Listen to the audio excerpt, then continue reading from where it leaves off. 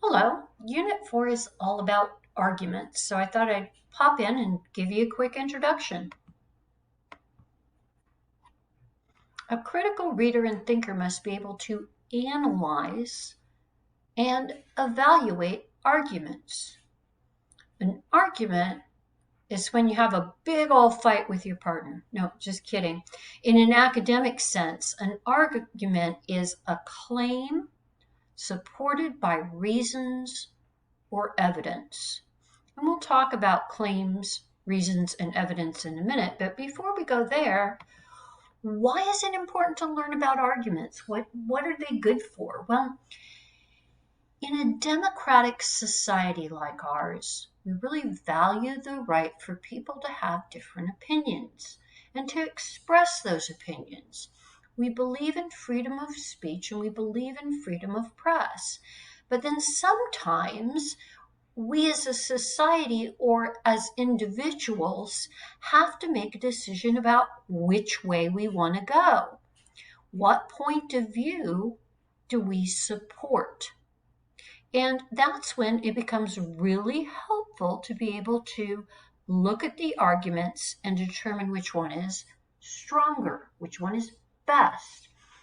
In our country, the predominant point of view can become legislation, business policy, or a guide for people's daily behavior. Let's look now at the parts of an argument. What makes up an argument?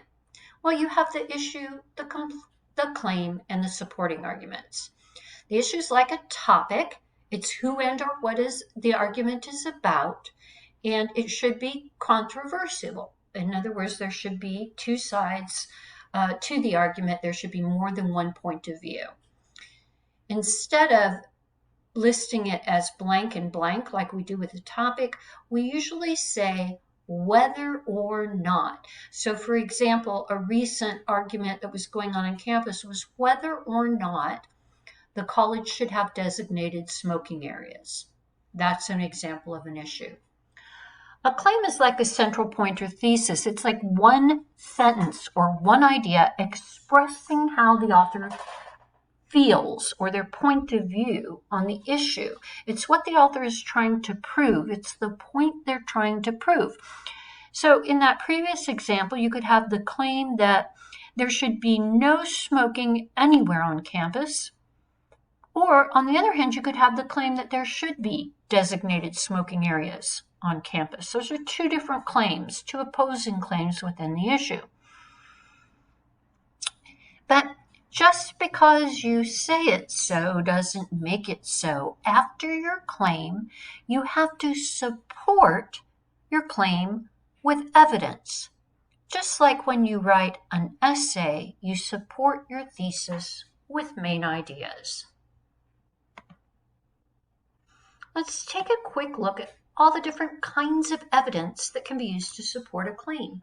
You can have facts. Facts have to be able to be proven. They can be proven through historical record, by measuring, by scientific testing. Facts include stats like numbers and graphs and charts. You can also use reasons as a kind of evidence. Those are opinions, statements of belief, logical arguments. You can use examples, specific instances. So you can say this is one specific case that helps prove my point. Not only do you need to know the different types of evidence, but you need to know how to determine whether that evidence is good or bad as you're trying to make up your mind on which claim to support. 4 criteria for evaluating evidence include relevance, typicality, sufficiency, and accuracy. Relevance means that all evidence given should directly support the claim. There should be no information that's off topic, no divergence. We call that a red herring when we are talking about logical argument. You need to evaluate evidence for its typicality. What that means is examples and data should be the usual. They should be what most cases exhibit. We want to avoid examples and data that's aberrant.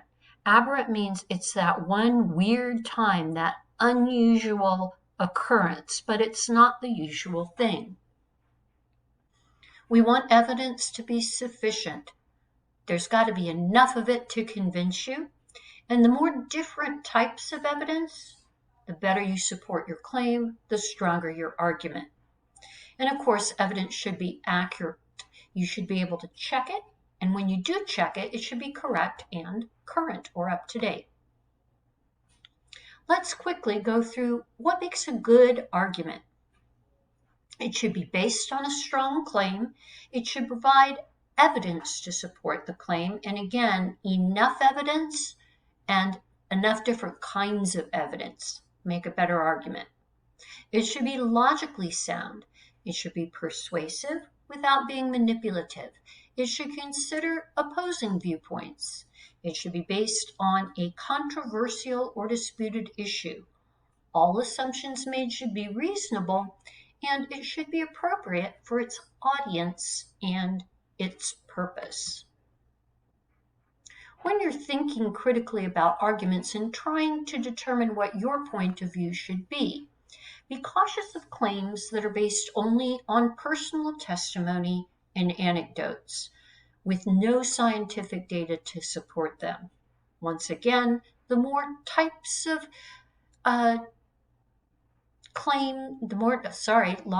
the more types of evidence that you have, the stronger your argument. Watch out for poll data. Poll data is often used to support claims. Polls are okay, but they're not always reliable. You would need more different kinds of evidence. Be wary of arguments that do not take the opposition into account. If you're reading an argument and they don't even talk about the other side, then it's up to you as a critical reader to go search out the other side and see what their arguments are. Recognize that experts sometimes make mistakes. Nobody's perfect. Examine data carefully. Look for bias and manipulation of facts. Recognize emotionally loaded language and propaganda techniques. Hey, speaking about propaganda, the next time I come visit you, we're going to talk a little bit about logical fallacy and propaganda, or sort of tricks and errors, things that you might find in an invalid or poor argument. So goodbye until then.